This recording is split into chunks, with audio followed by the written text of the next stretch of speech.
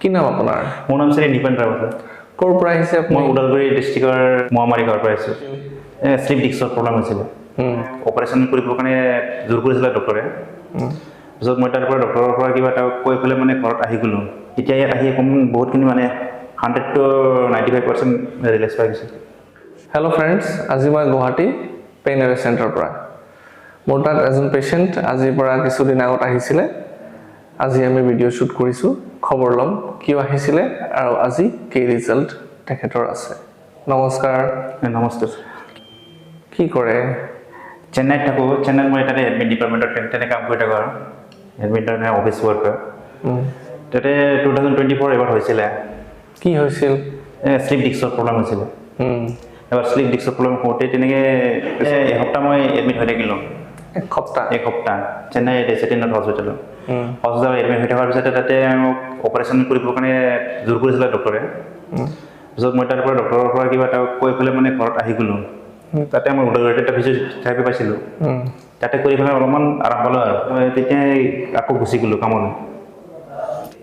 জানুৱাৰী 28 হৈছিলে আকৌ তাতে চেন্নাইত আৰু ফিজিঅ'থেৰাপি কৰিলোঁ, ঠিক নাপালোঁ। ওদালগুৰিত কৰিলোঁ, ঠিক নাপালোঁ। তাৰপিছত আমাৰ ঘৰৰ ওচৰৰে কাজিন চিষ্টাৰ এজনে মানে যোৱা বছৰ ইয়াতে ভাল হৈ গৈছিলে আকৌ।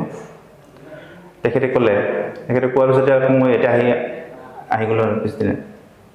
এতিয়া ইয়াত আহি বহুতখিনি মানে 100 to 95% ৰিলেক্স পাই গৈছে।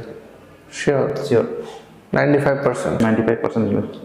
চ' শ্লিপ ডিস্কৰ সমস্যা যদি আপোনাক আছে তেনেহ'লে অপাৰেশ্যন কৰাৰ আগত এবাৰ এই ট্ৰিটমেণ্টটো ট্ৰাই কৰি চাব লাগে। পেইন এৱে চেণ্টাৰ গুগলত ফেচবুকত মাৰিলে আহি যাব। Guwahati Beltola bylane 1 house number 13 আৰু ইয়াতে শ্লিপ ডিস্কৰ চিকিৎসা মেইনলি হয়।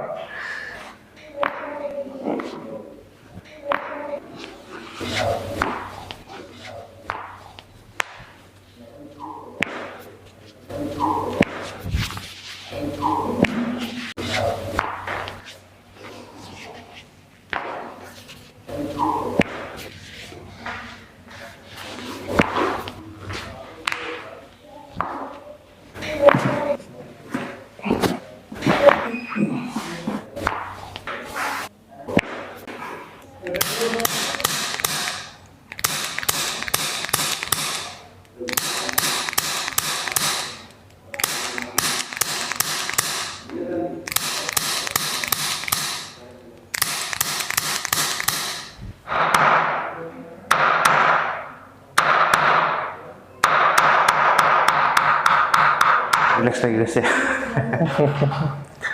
কেনেকুৱা এতিয়া আগতকে? বহুত ভাল লাগিছে এতিয়া, পুৰা ৰিলেক্স লাগিছে, ফ্ৰী লাগিছে। আপোনাৰ যদি শ্লিপ ডিস্কৰ তেনেকুৱা প্ৰব্লেম থাকে